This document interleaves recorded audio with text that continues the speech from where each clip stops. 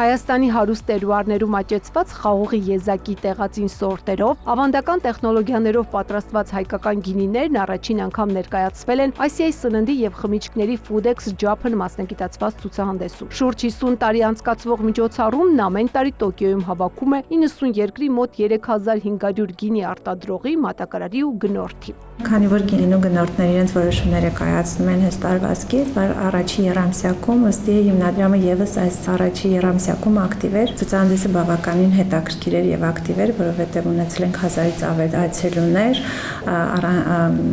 մասնագիտացված սրահում միակն էր Հայաստանը, որ ազգային տաղավարը որ ներկայացված 10 գինեգործական ընկերություններով եւ հաշվի առնելով նաեւ ընկերությունների կարծիքը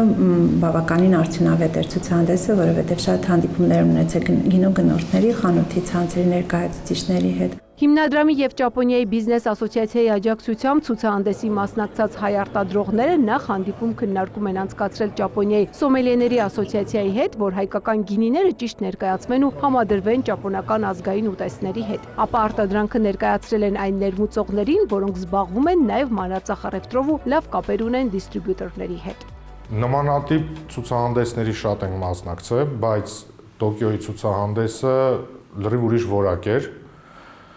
Կոնկրետ մեր ընկերությունով մենք արդեն նախնական պայմանավորվածություններ ունենք, հոյակապ կամուրջ էր արտադրող, ներմուծող եւ սպառողի համար։ Իմ կարծիքով բոլոր ընկերությունները իրանց չափաբաժինը գտան այնտեղ ու մնացածը արդեն բանակցությունները ցույց կտա։ Ցուցահանդեսին անցկացված համտեսը ինչ-որ չափով հայկական գինու որակի փորձաքննություն է եղել։ Հիմնադրամից ասում են արձագանքները դրական են եւ առաջիկա 6 ամիսները կլինեն ակտիվ բանակցային հայկական գինիները ճապոնական շուկայում դիրքավորելու համար։ Ճիշտ է, հայկական գինիները քիչ քանակությամբ, բայց արտահանվում են Ճապոնիա, մինչդեռ Հայաստանը այդ շուկային ավելին կարող է առաջարկել։ Տաղավարում հիմնականում ներկայացված էին մեր հայկական տեղածին խաղողի սորտերից պատրաստված գինիները, սակայն ընկերություններ կային, որ նաեւ ներկայացնում էին մրգային գինիները, որը եւս խաղողի գինիների հետ մեկտեղ նաեւ մեծ սեր վայելեց ճապոնացի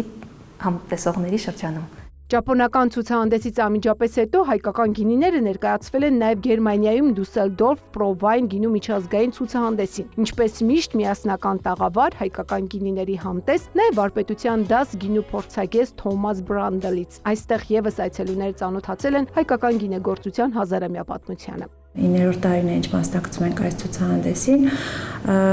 մեզ համար կարևոր ցուցահանդես է, որովհետև համարվում է միակ միջազգային ալկոհոլային խմիչքների ցուցահանդեսը եւ հնարավորություն է ընձեռում գինեգործներին հանդիպել ոչ միայն եվրոպական շուկայի գնորդների, այլ նաեւ այլ երկրներից ժամանած գնորդների եւ հնարավորություն են ունենում պայմանագրեր ունենալ այլ երկրների գնորդների հետ։ Այս նախաձեռնությունների շնորհիվ Հայաստանին սկսել են ընդունել որպես գինեգործական երկիր եւ ցուցահանդեսներին հայ արտադրողներին տարբեր առաջարկներ են ներկայացնում։ Ծաղկանուշ Միրզոյան, Ռոմիկ Խաչատրյան, լուրեր։